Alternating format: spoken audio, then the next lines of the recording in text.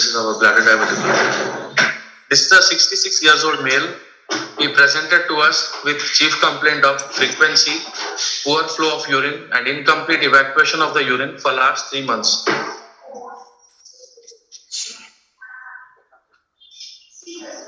Who is discussing? Sir, Hardik from Puttaparthi, sir. Okay.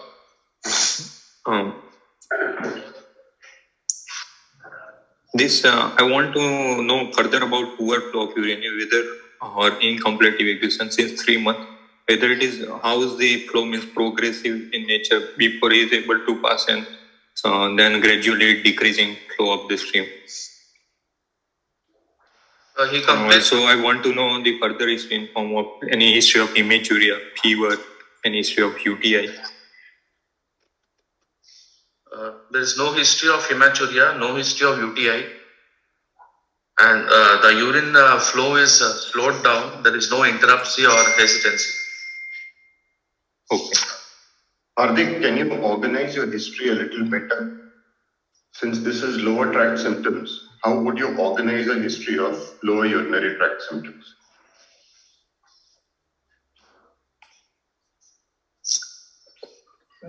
Sir, I want to know whether storage lower urinary tract symptom, avoiding lower urinary symptom, and severity in the form of, sir, internal prostatitis symptoms, whether straining is there, intermittency is there, hesitancy, and incomplete evacuation of the sir.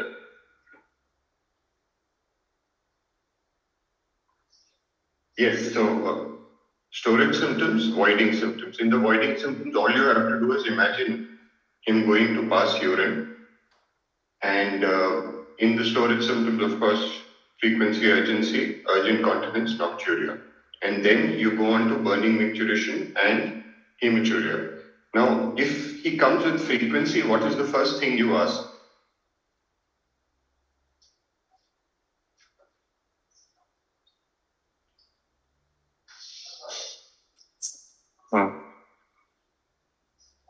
And history of, sir, diabetes or? No. Okay, he's asking about frequency itself. In the word frequency or the symptom of frequency, the first question you don't ask him is, are you diabetic? That's not the first question.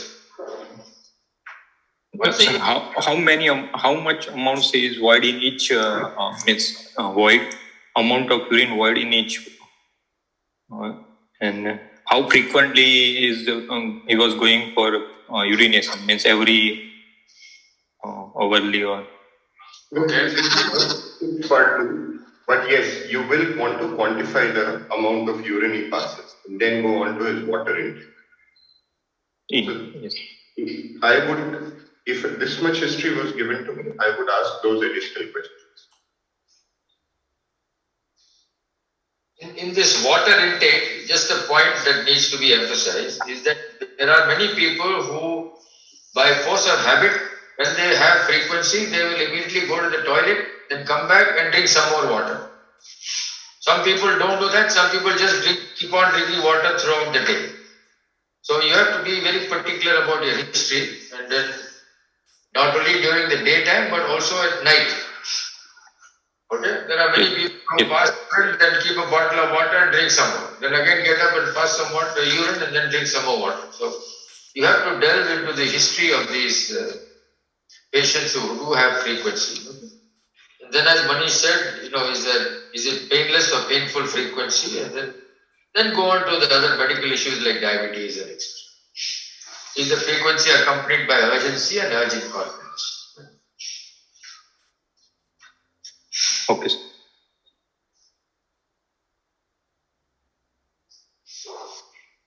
Next. Carry on. This patient did not have any history of urgency or urge incontinence, no history of hesitancy or interrupted stream. There is no history of any suprapubic pain, dysuria, no history of hematuria, fever, UTI, and there was no history of any instrumentation prior to the onset of symptoms.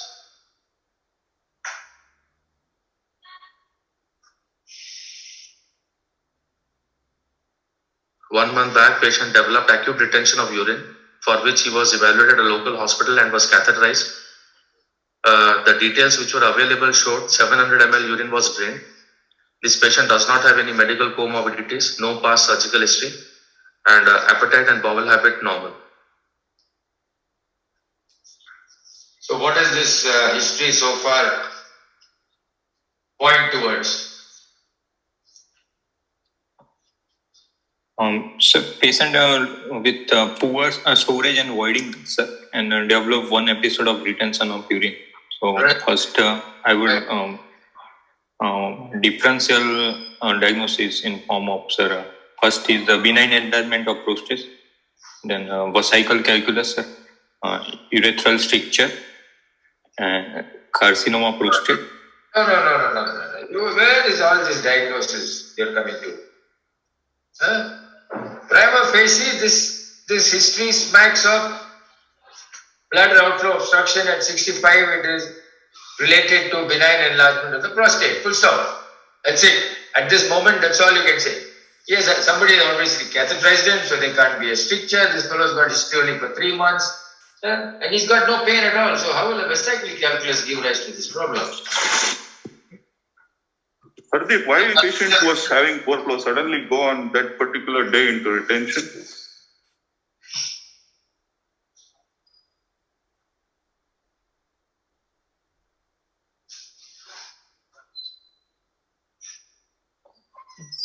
Maybe due to sir obstruction, sir.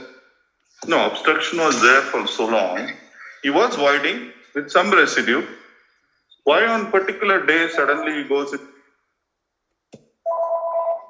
He wants you to tell him the reasons for this sudden acute sudden stoppage.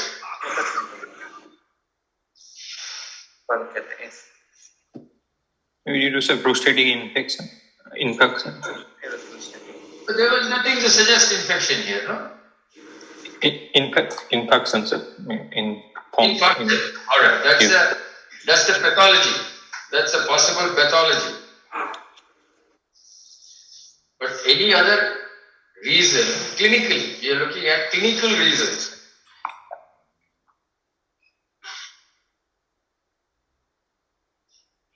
How would somebody suddenly go into retention of urine?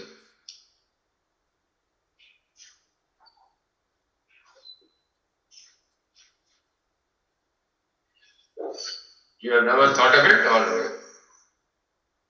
Hardik, let me put the question in a more textbook fashion. What are the factors which precipitate acute retention? Okay. Sir, any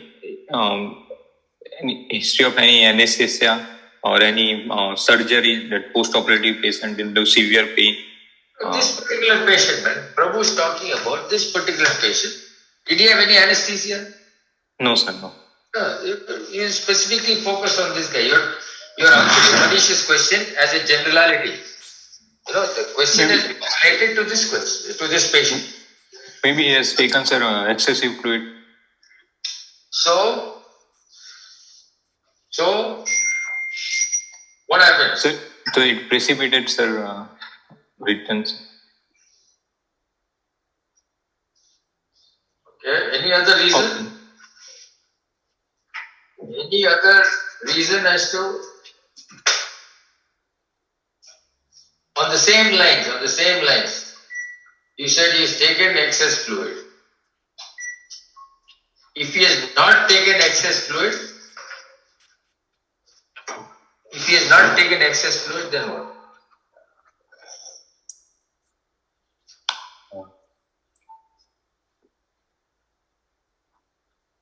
How can the bladder over-distend? Without taking excess fluid?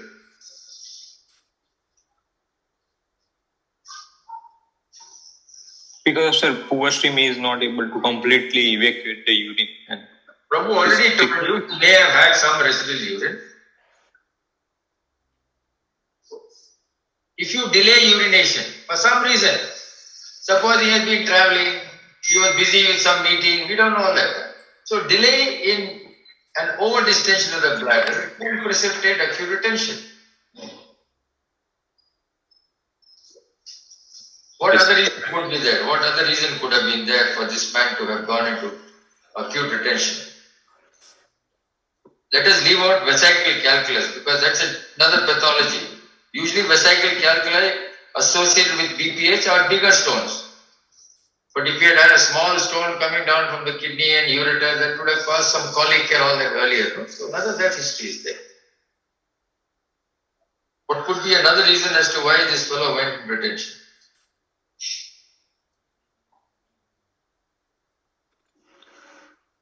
See, this is the history which you have to take with every patient who goes into acute retention. Whether the patient had a constipation, whether he had took alcohol, whether he had taken antihistaminics, some drugs for some respiratory, these things can precipitate the retention. Yes. You understand what Prabhu Yes, is sir. saying? Yeah, these are standard questions that we have to ask. Suddenly, how this fellow went into retention, there must be some reason. Hardik, why is it important to ask these questions? He's gone into retention. Why is Sir, it is whether it is acute or precipitating retention. In case of precipitating retention, sir, there is a chances of 5%. Again, there is an episode of spontaneous acute urinary retention, and found that 26% underwent surgery, sir. Is precipitating. In case of acute urinary retention, there is a 15% chances of again another episode of retention, and in that patient, 75% chances that he underwent surgery. So we have to explain about their in future further may have chances of retention and may need surgery. I don't think that's the question that's the answer that Manish expected from you. Is that right, Manish? Was that if it is precipitated retention, the likelihood of spontaneous voiding is better. If it is spontaneous retention, then it is likely that he will go back into retention. Yes. If it is precipitated, you will need to correct the precipitating factors. You understand that, isn't it? Yes, sir. Yes, sir.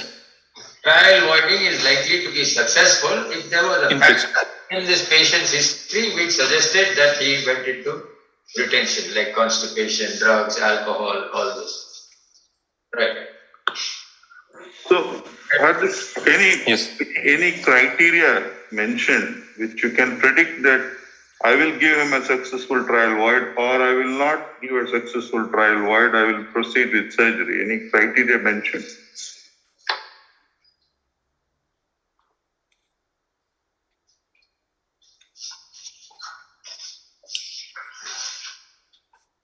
So no, this is a standard question here.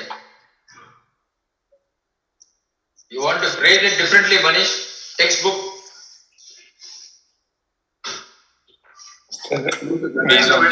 Asks for it. Okay, Hardik, what would you examine? Let's start with the age of the patient, the size of the prostate, the volume of retention. What all would you look at before deciding this? Sir, age more than 16 years and prostate volume more than 30 cc and post-void residual more than 150 ml. There is a less chances of trial void. 150 ml. Where did you get the figure of 150 ml?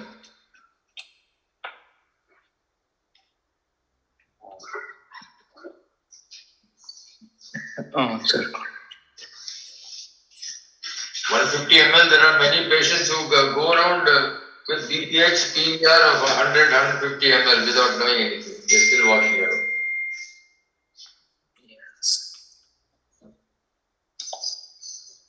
See, assume that patient had never had any ultrasound or met anybody. He came to you with retention and you have put a catheter. You don't have a residue in that patient. You're not given trial void. That's what Dr. Manish is asking. The patient will ask you, doctor, if I remove the catheter, will I be able to pass urine? You make an assessment and tell him, because of this, I think you may not pass urine. So what is those factors is what Dr. Manish is asking. While the guidelines indicate that you should give one shot of alpha blocker and see whether it works, in spite of that, there are certain features which would indicate that, well, it may not work, or it's better that is where your statistical analysis comes into play. And say, no, you may pass urine now, but after, you have a chance that another 2 months you'll again come back, or 1 year you'll come back with retention. Sir, What are those factors which will tell you that this trial voiding is likely to fail, is the question that is asked. Sir, patient have any precipitating cause is present or a PVR less than 100 ml, and in presence of UTI, there may be a chances of successful treatable trial. PVR? You don't know what is this PVR. You put in a catheter, he drained 700 ml of urine or 800 ml. You've never seen him before, is what Prabhu said. He just comes into the clinic. He's never been anywhere, he's never seen anybody, no ultrasound, nothing has been done.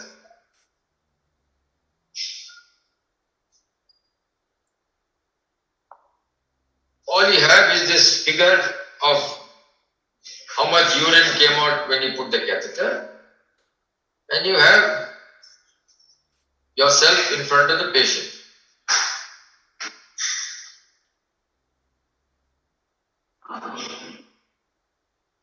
Is the volume of urine that is catheterized at the time of acute retention a factor in determining whether trial voiding will be successful or not? Yes, sir. Question is, what is that volume? Number one. Number two, what is the size of the prostate on examination in such a patient that is likely to predict that, oh, well, he may again go into retention? Sir, volume, whether it's large residual volume. What is that volume? What is that volume? Is what the studies have indicated, that if that catheterized volume is like that, then you may have some trouble. I don't think. Yeah. Can you define what is acute retention and chronic retention? Simple question. Because you are repeatedly telling post-void residue. Sorry, sir. Chronic retention means with the PVR more than 300 ml and painless retention, sir. No. We are asking you what is chronic retention, what is acute retention. You are seeing a same patient, two similar patients in the OPD. One is with acute retention, one with chronic retention. See and define them. Acute means a sudden painful, sir, inability to void is known as acute urinary retention, sir. And chronic means repeated recurrent episode with painless and even after voiding patient have palpable bladder and PVR more than 300 ml, sir. Chronic retention. You are trying to explain, but the definition what I asked, it is PPP. Remember this: painful, palpable, percussible bladder, and the patient is unable to void. Whereas chronic retention, it is opposite of all these three. Painless. All these three after the patient voids. You get the point? In yes. Painful retention, patient is unable to void. Painful, palpable, percussible bladder, and the patient is unable to void. Chronic retention, after the patient voids, he is having painless, palpable, percussible bladder. Patient is comfortable in chronic retention. Whereas the acute retention is in agony and is unable to void. Yes.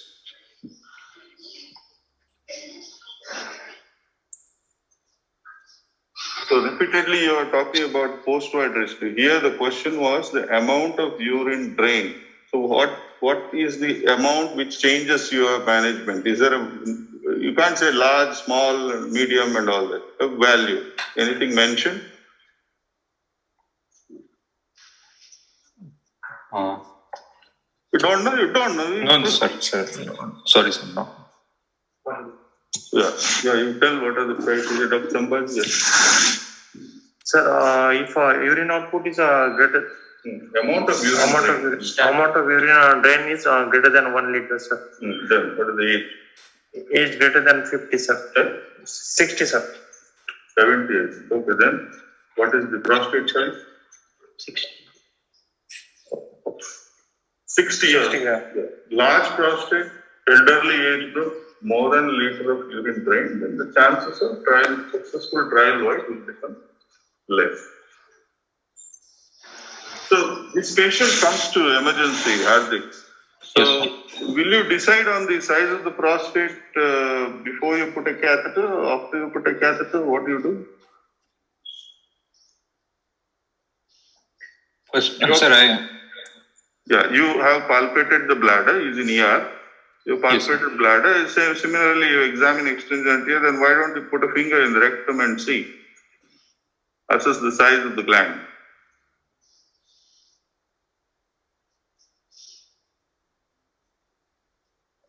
Am I correct or am I wrong? we have to examine whether, sir.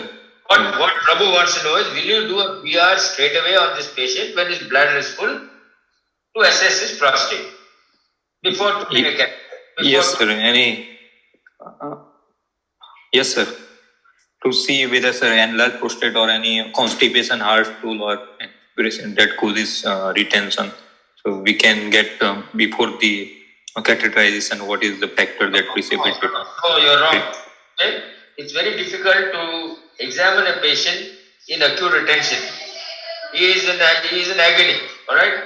So the first thing to do is to relieve the discomfort and put a catheter. Secondly, more importantly, the bladder must be empty if you have to assess the size of the prostate. That's the standard dictum when we are doing a bimanual examination, isn't it? You are doing an examination of the prostate. You will not be able to get an idea of the size of the prostate when the bladder is distended.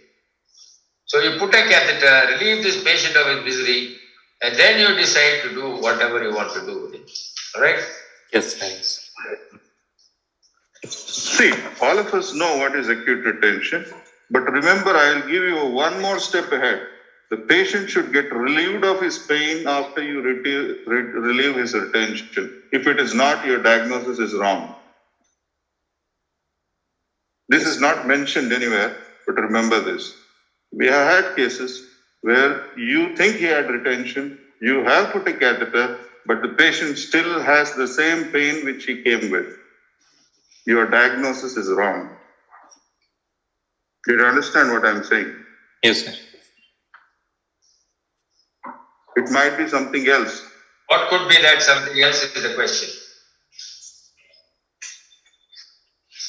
We'll come to that in the course of this class.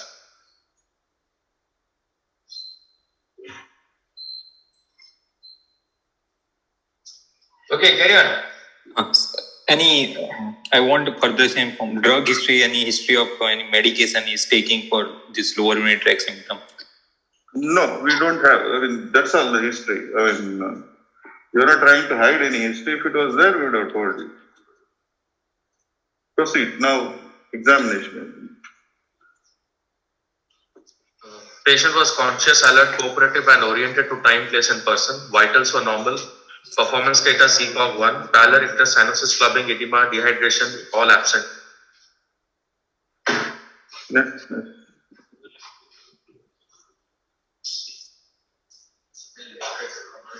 Abdomen was soft, non-tender. Bowel sounds heard. Genitalia, prepuce retractable. 14 French Foley's catheter in situ. Glands and shaft normal. Both the testes normal. In DRE, the anal tone was normal. Grade 1 prostate, non-tender. Smooth mucosa and mobile mucosa.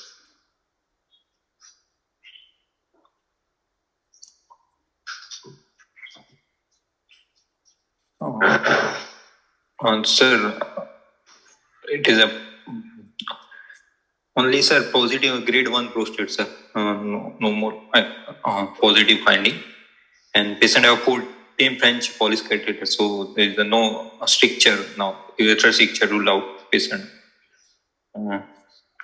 I want, sir, further investigate in the form of urine routine and examination and complete blood count and urea create, sir. Why you want a urine analysis?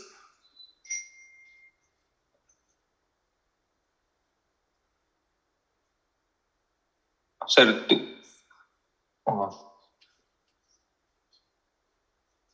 presence of sir any microhematuria or pus cell or means pyuria or bacteria, sir. You See for expect any it, infection. you expect it or you don't expect it. What, sir? If a patient is on a catheter and Yes, you sir. are sending a urine analysis, you expect all this to be there or you expect it to be normal? 2 to 4 WBCs. Yes, it will be there, sir, because of contamination. No, keeping a foreign body in the urinary tract, either it's a stent or a Foley, will produce inflammation and it will be there. So, if you are looking specifically for proteins in the urine, or if you are looking for a culture prior to giving trial wide, then it's fine. I am not saying that you should not send urine analysis, but interpretation should be done carefully in a patient who is on CIC, who has a stent, who has a Foley. Otherwise, you will think there is microhematuria and all that.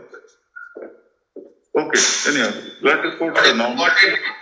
What is important is to send the urine at the time of catheterization.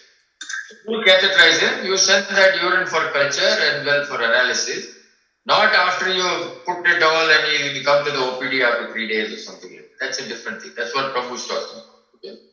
Yes. Yes.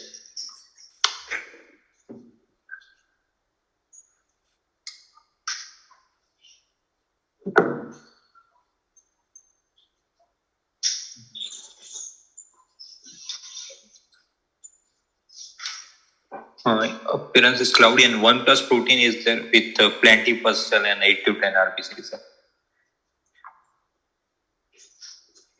Yeah, let's say the patient is asymptomatic. Yes. He's having a catheter and hanging around and roaming around. Will you start antibiotics in the report?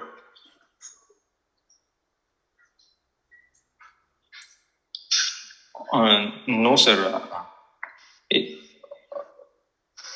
Patient have any symptomatic, then we have to see, sir, send urine culture, and based on urine culture, we have to start antibiotic for infection. If patient is asymptomatic and on catheter, we should not have to start antibiotics, sir. But after catheterization, we have to give antibiotic prophylaxis for 3 to 5 days. Right. Prophylaxis for 3 to 5 days. Based on this institute protocol, Well, if the patient has no fever, he has come with acute retention.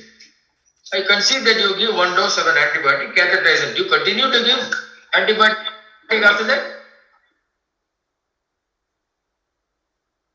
It doesn't fall in with the thesis of asymptomatic infection, having no treatment. Unless there's a history which is suggestive that he has had urinary infection or the retention of urine was related to something like a prostatic abscess or infection with fever, then there's an indication to continue. But just routinely giving 3 to 5 days of antibiotic just because you put him on a catheter is not appropriate. He came to you 3 days later, you have sent a urine analysis, you have sent a culture. The culture is also positive. He is still asymptomatic. Will you still treat the report? No, sir. No, sir. Yeah, that's what we wanted to tell you. Right. Proceed.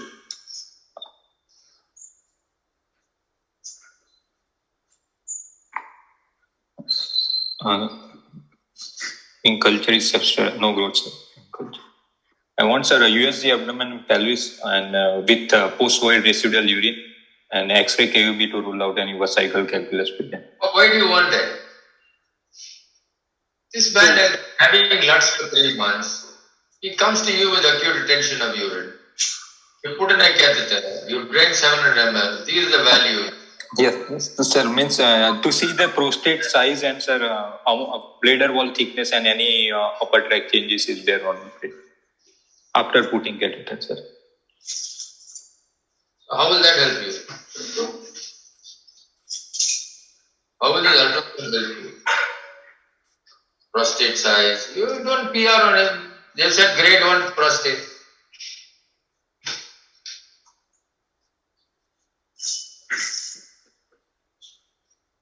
You said post-void residue. Where the patient is on Yes, the catheter, patient is how- catheterized already. Yes, no, sir. On prostate size and bladder wall thickness and upper tract, sir. Second is bladder wall thickness. When the bladder is only partially distended and you have a foreign body inside, the bladder wall will look thickened. So, is there any guideline mentioned which will change your management based on bladder wall thickness? These are all indicators of infection or outlet obstruction, but that doesn't change your management. If it is 4 mm, I'll do this. If it's 5 mm, I'll do this. It's not mentioned like that. Yes. Is there an ideal volume mentioned for looking at bladder wall thickness? Will you look at it when it is full? Will you look at it when it is empty? Will you look at bladder wall thickness? Sir, 150, more than 150 ml and more than 5 mm wall thickness is significant. Sir. So what is the role of the ultrasound? Anyways, blood is on catheter drainage. There is no hematuria. There is nothing else wrong with this fellow. Prima facie, what will you do? Small prostate, LUTs for 3 months. Start, sir, alpha blocker and give trial void, sir, after giving alpha blocker after 3 days, 5 days, sir. Fair enough. I mean, that's what you would do, isn't it? Yes, sir.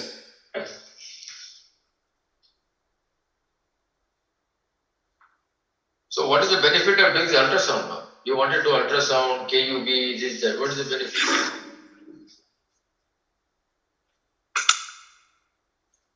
You want to do ultrasound 2 times, you mean? One at the time he's on a catheter, one after you remove the catheter. So after the removing catheter, sir.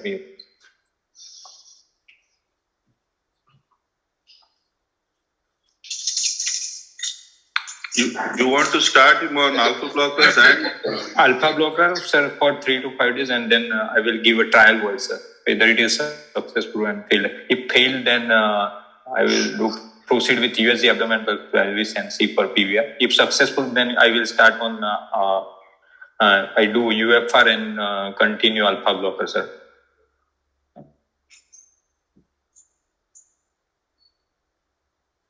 You are in the village, man. You are in a primary health center. The government of wherever you are working has sent you there to do your bond, where you will have the Euroflow meter, keter, and all that.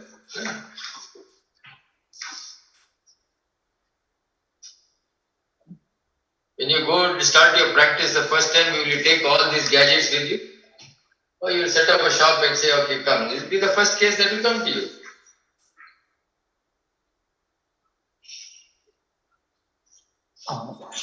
I asked patients, sir, whether he is voiding is before and after the starting medication any improvement of the flow. How is void is satisfactory?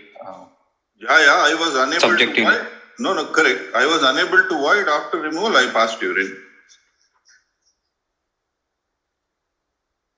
What simple test you can do is you can give him a measuring jar. You can tell him the void to record the volume of void he has passed. Correct? Yes. Rather than answer simply. I mean, with easy. I mean, Dr. Ganesh said you don't have any gadgets with you. So, simple things you can do is at bedside, tell him to record the volume of urine he is voiding. And immediately post-void, if you have an ultrasound, you can check the residual urine. Yes. Even if you don't have an ultrasound, if the fellow is voiding so frequently and is voiding 50 ml frequently, there is a possibility that he may be having residual urine. There is a possibility. But if he is voiding 200 ml at one shot, and he and he's also not drinking too much, then you can say, okay, probably he's emptying his bladder. Probably. No? So you have to use a lot of clinical judgment here because it's not possible everywhere to subject a patient to all these tests. While of course things have improved, but that's not how That's not how we should actually be doing it, isn't it? Subjecting patients to so much of unnecessary procedures, tests, everything. While all this is being done as a routine, I think we need to relook at as to how we need to look at our patients. So what is the benefit of the ultrasound? I understand everybody does it. No benefits, sir, in this case, sir. Then why? That means all the urologists in this country are totally wrong, or they're just doing it for the fun of it, or getting kickback, or they've got their own machine and making money out of it.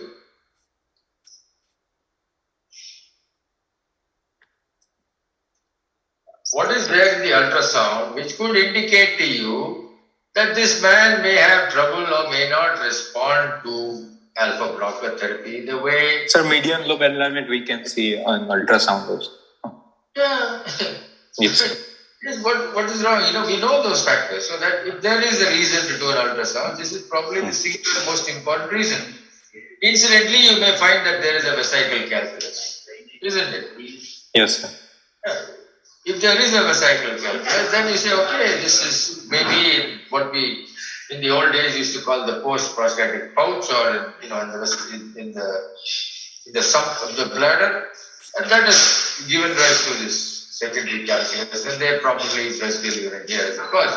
So there are reasons for doing an ultrasound as long as, but if it's not done, it's okay. I mean, you still give a dial void, and still then you see what is going to happen. Alright? Yes. So can you give some indications where you don't give trial void? Now, we all spoke about giving trial void after 3 days. When you will say no? Increase creatinine levels, sir, and any upper tract changes in the pump hydronephrosis, then don't. On in case median lobe enlargement.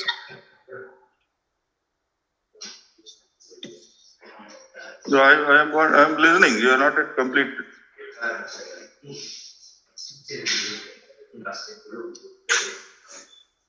And I'm not talking of this patient. In general, when will you not give, when trial void is contraindicated? I would put it other way. And it is an indication for surgical management. This is a general question. You are right? Yes. Can you repeat Increase it? creatine. Increase, sir, serum creatinine level. Okay. And patient with upper tract changes, sir. Okay. That's all.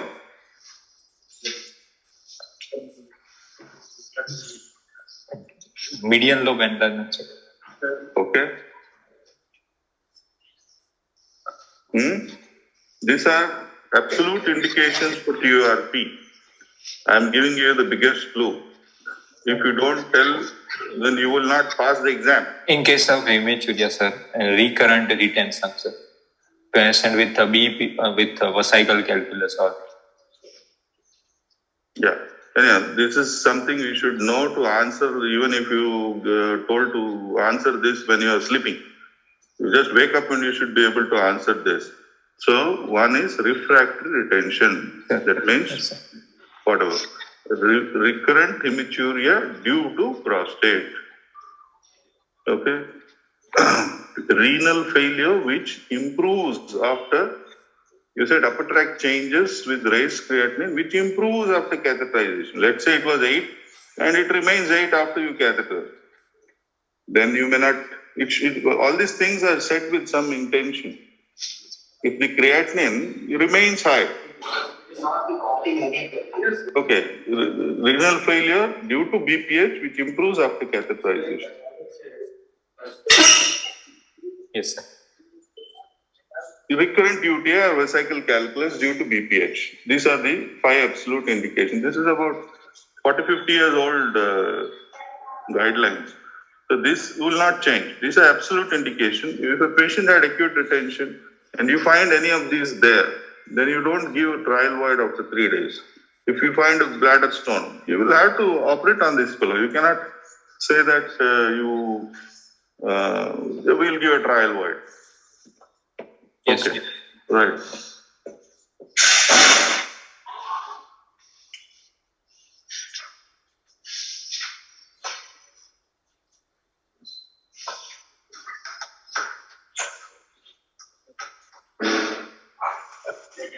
On ultrasound, sir, 21 cc prostate size and presence of bladder diverticuli with 10.8 into 4.1 centimeter at the base of the bladder with narrow mouth 1.6 centimeter diverticuli and another small diverticuli 3.8 centimeter and 2.6 centimeter.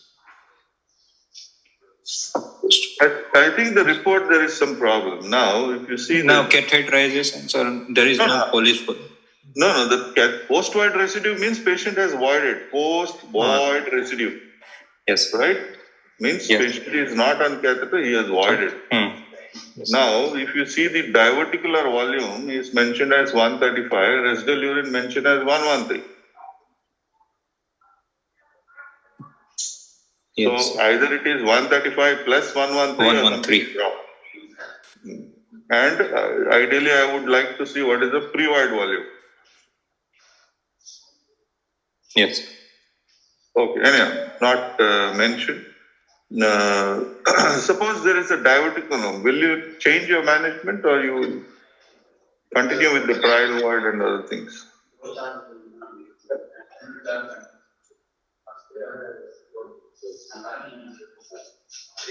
So we have to see the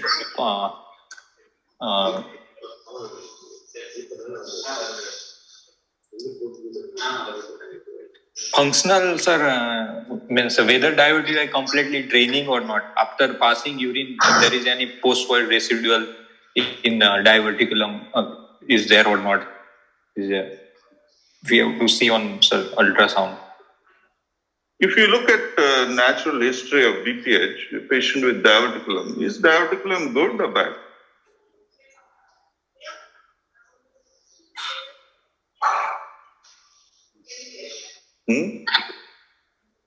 It is means, sir, it decrease the pressure of the bladder to prevent upper tract in diverticulum. Means. Yeah. So if you just recollect what I said, the guidelines for TURP, diverticulum never comes into the picture. So, having said that, sometimes you have to go by clinical judgment. Now, if the patient voids and all the urine goes and sits into the diverticulum, or there is a diverticular stone, if it causes significant lower tract symptoms, then you may have to treat not just the outlet but also the diverticulum.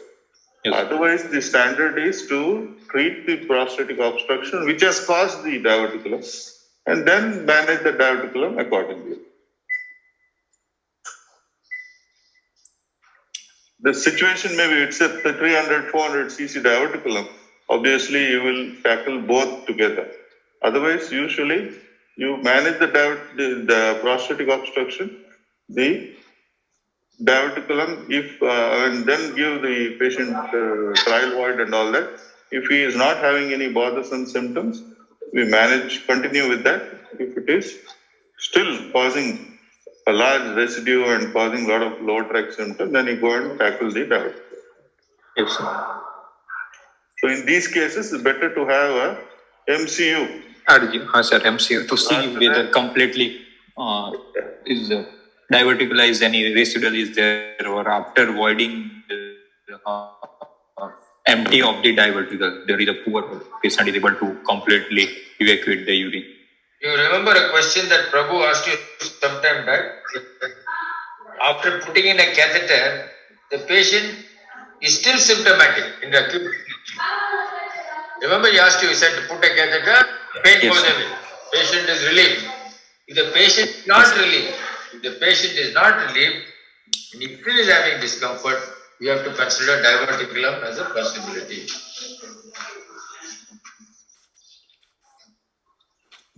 So I had one patient who had actually come with the symptoms suggestive of acute retention, but he had acute appendicitis. So we put a catheter, but still he was in agony, and then this is just one case, of course. No, so no, the importance is that if there is retention, and that is the sole reason for his discomfort, it should settle down once the bladder is just empty. If it doesn't, then you have to, all red flags will come up. Make sure that catheter is in the right In the right place. place. The catheter may be in the diverticulum, and it may only drain off the diverticulum. But But not you may still continue to have pain. pain. So, in both situations, yes, it requires re-evaluation. Another thing, if a child has a similar problem, if the child usually cries a lot, the moment you relieve the pause, the child goes to sleep. If you are seeing pediatric patients. Yes. If the child continues to be irritable, then you have to think of something else. Yes, sir.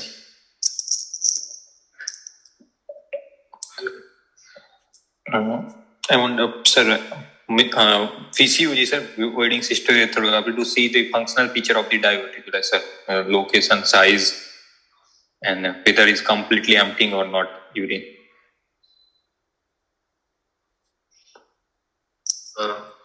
MCU was not done. They did a more sophisticated test. The patient had come to us with all these reports.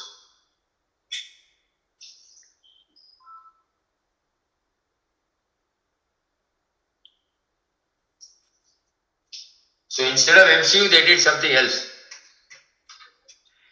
This is a non-contrast CT scan, sir, showing irregular bladder wall thickening with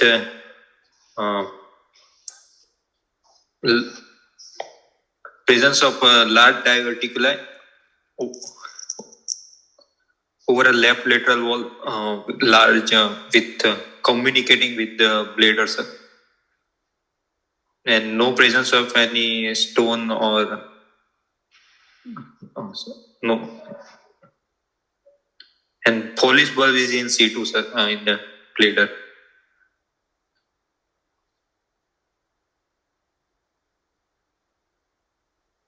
No, what was the reason why we did see this? So see the sir anatomic feature of the diverticula for bladder anatomy, with how much diverticula is there, means location, size, with close continuity with the ureter and surrounding structure before the planning for any surgery.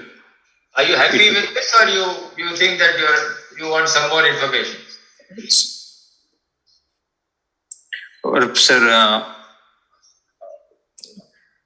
or any mass lesions are inside the diverticula, or That you are seeing, no, anything else you want apart from, you are seeing the diverticulum. Is there any mass lesion there? no, sir. No. Well, what else? Are there some lacunae in this? You want any more information? Or you just happy, okay, he's got diverticulum, he's got a catheter in the bladder, the diverticulum does not have stone, little thickened wall, no tumor inside. Are you happy?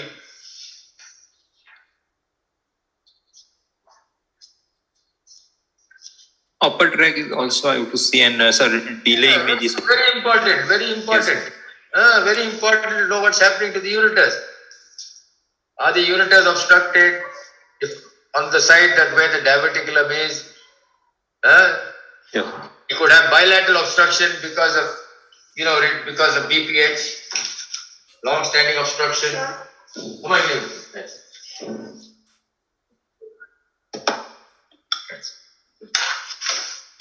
So, it's very important to look at the functional status of the upper tracts and also see the positions of the ureters vis-a-vis the diverticulum.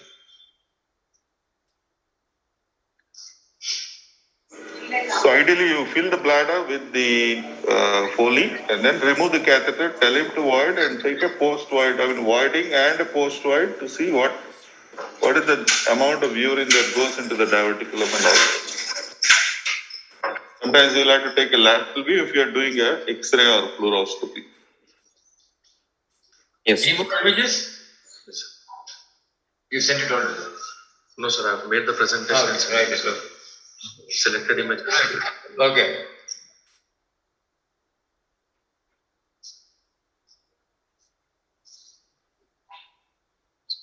See some more images, I think. Yes.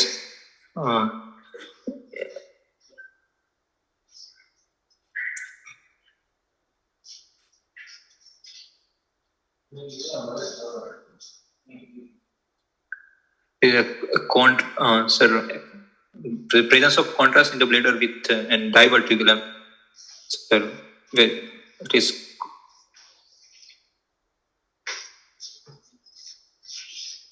very large diverticular presence, sir, on the left lateral wall.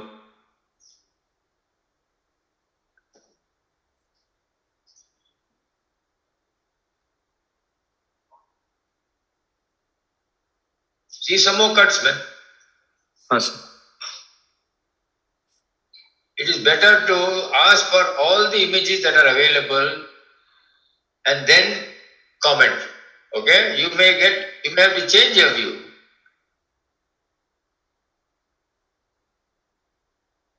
Don't you do that when you see a patient in the OPD? You don't see one X-ray. You see the entire CT series. And then you say, okay, this is what it is. Yes.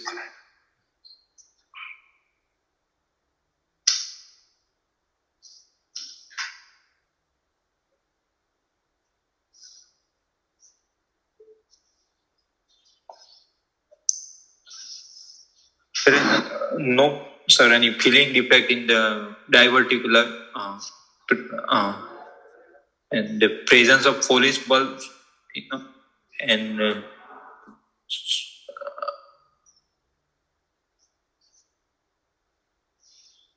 Is this a small diverticulum or is it no, a sir, large large, sir, diverticulum. diverticulum? 10 cm. Right. Is it equal to the size of the bladder? It is more than the, sir, bladder size. Okay, right. Reasonably more than the size of the bladder. Bladders, yes, sir.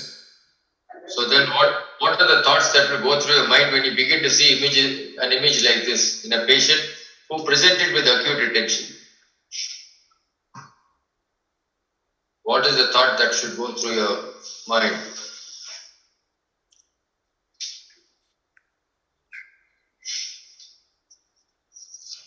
Patient presented with acute retention, you put a catheter, you drained 700 ml, somebody did all these images and sent it to you.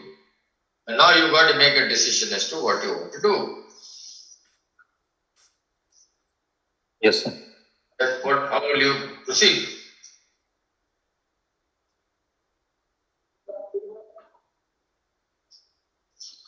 You realize that this diverticulum is a large diverticulum. Yes, sir. Yes. You cannot leave it. It's probably more than the size of the bladder. Yes, sir. And the fellow came with retention of urine. Isn't it? Yes, sir. So what would be the thoughts that go through your mind at this point? I will see, sir, upper track, whether any hydronephrosis is there. Let us So assume upper track is normal, sir. So I will go, sir, urodynamic study, sir. CMG with EMG. why will you do CMG? To see, sir, whether decompensated or this so many divertical back pressure change is already there, sir. Whether bladder outlet obstruction is there or not. If it is due to bladder outlet obstruction, then we have to first treat the bladder outlet obstruction and see for whether he is able to emptying urine or not. He has any symptom persist even after that definitive management of bladder outlet obstruction. If symptom persist and is not, then we have to go for diverticulectomy, sir. So what is the problem in doing a CMG in such a patient?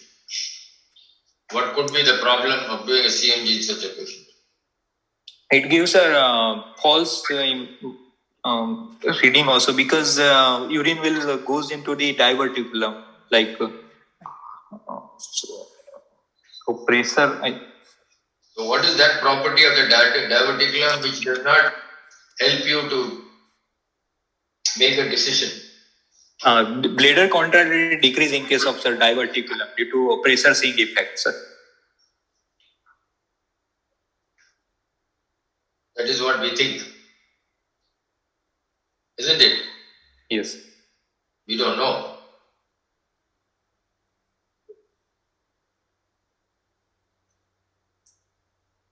So you are not going to give a trial void. You have doubt about urodynamics. What do you want to do?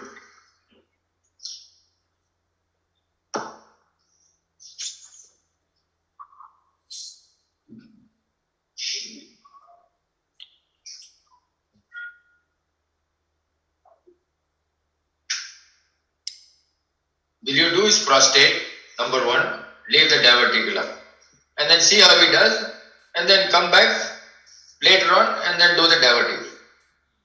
Will you do the diverticulum, leave the prostate behind, and if he continues to have trouble, you then deal with that at a subsequent day?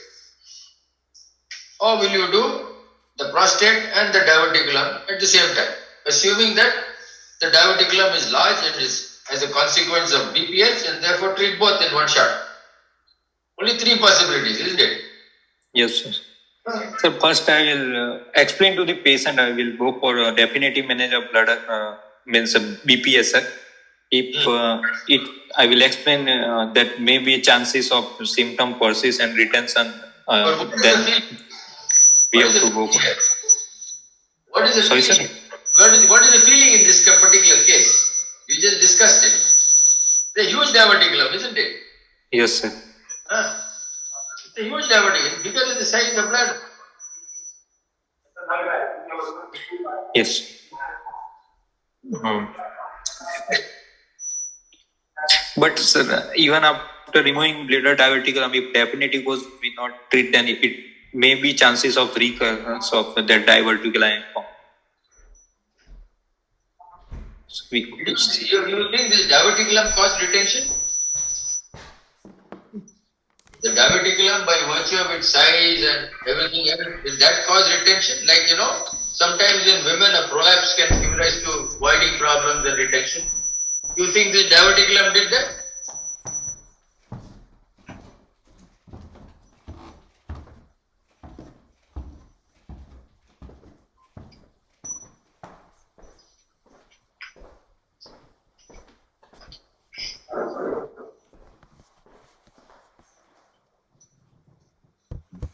This is a classical situation of which came first, the chicken or the egg. You heard that story, no? Which came first, chicken or egg?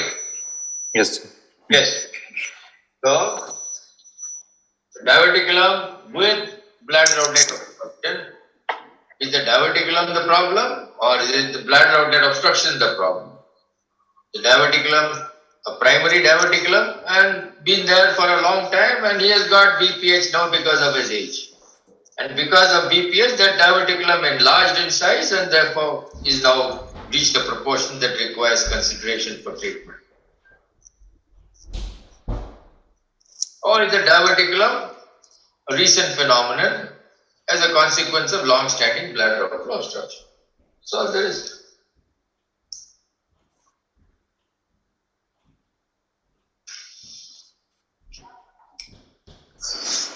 And I see the problem in doing urodynamics in some of these patients is that because the diverticulum does not contain muscle, it doesn't contain muscle, the contractility may be a problem. And you will not be able to appreciate it. But unless you do it, you will not know. You can't sit in a chair and say it may be like this or maybe that way. You have to do it. The problem will be if you get an equivocal response, then it becomes difficult. But unless you do it, you will not know whether the response is equivocal or cast iron. Yes. Right?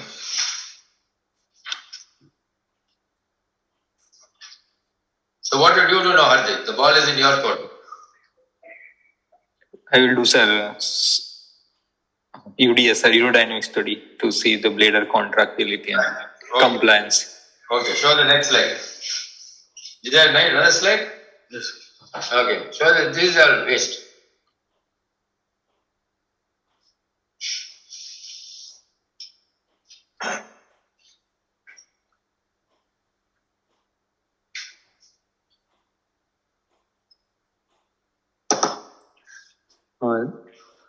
It's showing, sir, good compliance even after going 280 to 280 ml. Patient detrusor pressure is remain stable.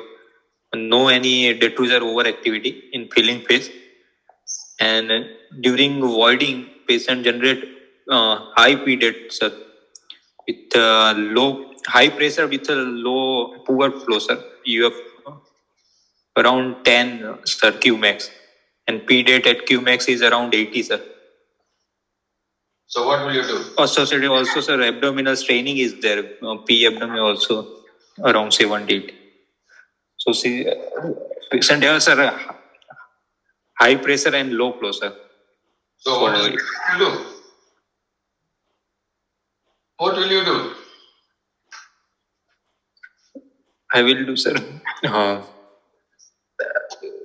Trial to means I will give TURP, sir, first, and then I will see whether patient have persistence in, but very large divertical, sir, more than. No, you are sitting on the fence. You are saying I will do this and I will do that. You are not made up your mind.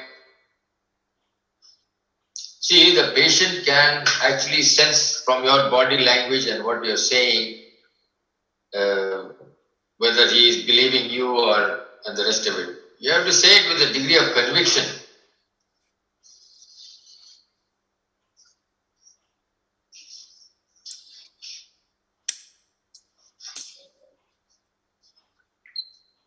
I will first go, sir, TURP, sir. You know this diverticulum is large. It's much larger than the bladder. Yes, sir. Isn't it? Yes, sir. Yes, it's much larger than the bladder. There is no doubt. This is not a standard type of diverticulum that we see in patients who have PPN. You see small diverticulum, 1 centimeter, 2 centimeters. In fact, the radiological definition of a diverticulum is anything more than 2 centimeters, radiologically on an MCU. Anything less than that is all cellules, sacules and all the rest of it. So, most of the time we leave the diverticulum alone and it doesn't give problems because they are small. Sometimes you may opt to wait and see, as we discussed earlier, but sometimes the large diverticulum like this, where you know that things are going to get worse, it's not going to help the patient, right? Yes. You will definitely have to tackle the diverticulum. The question is whether you want to do it at the same time or you do the. He's got bladder outlet obstruction. There's no doubt about it. His detrusor is good at the moment. Yes, sir. Yes. If you choose to do bladder neck surgery or outlet surgery and wait, that is your call. Patient may be willing to buy it. That's fine. I mean, you can. It's just the fact that he's got a very large diverticulum that is likely to have trouble. So, in view of that, you could decide to do both at the same time. You could decide to do both at the same time. You could do his outlet surgery and take his diverticulum out. You could do this one procedure endoscopic, the other procedure open. You could do both procedures endoscopic. I mean, minimally invasive. All sorts of things are possible today. Okay. You could do the prostate minimally invasive with a TUR, with the enucleation or whatever you want, and do the diverticulectomy laparoscopically, robotically, open. All these are possible. All right. Yes, sir. There is no clear-cut answer to the question. The important thing is that you can do urodynamics, and unless you do it, you won't know. The problem would be if this urodynamics did not clearly show bladder outlet obstruction, you would have had to make a decision as to what to do. That would have been a tricky one. You would have then said, okay, I will go ahead and do it with the diverticulum because the detrusor pressures are not high enough. I'll deal with the diverticulum. The diverticulum will then help this bladder to recover and he may pass you. Yes. Right? Whichever Yes. way it is. So the advantage of doing this is that there is genuine bladder outlet obstruction. He's got good bladder contractility index. But because of the diverticulum, over time, this bladder is going to get worse on one side. So go ahead and do both at the same time. You can decide whichever way you want. Yes, sir. Even, sir, low bladder contractile means low pressure and low voiding QMAX. Even after we have to do bladder diverticulectomy, and then Yes, again, no. Supposing this urodynamics showed that his detrusor pressures were 20 centimeters. okay. Right? Yes, sir. But this patient went into retention of urine. Yes, sir. Alright? And then you will have to decide endoscopically whether this prostate is large enough. We also know from data of hypocontractile detrusors, work that has been done by Chris Chappell, Paul Abrams, and all these guys, that if there is an endoscopic evidence of bladder outlet obstruction, the prostate is large, those patients benefit with TUR. Yes. Anybody else. So you look at it endoscopically and see, all right, this is a big prostate there, he's likely to benefit. If it's a small prostate, just a bladder neck problem, you're not very sure, do the diverticulum and see whether his bladder function improves, put him on alpha blocker, see what happens. There's really no clear-cut answer. But here, you have a clear-cut answer, fortunately. So therefore, you do bladder neck surgery and diverticulum at the same time. It's a large diverticulum, get rid of it. So the bladder gets a chance to recover. Yes.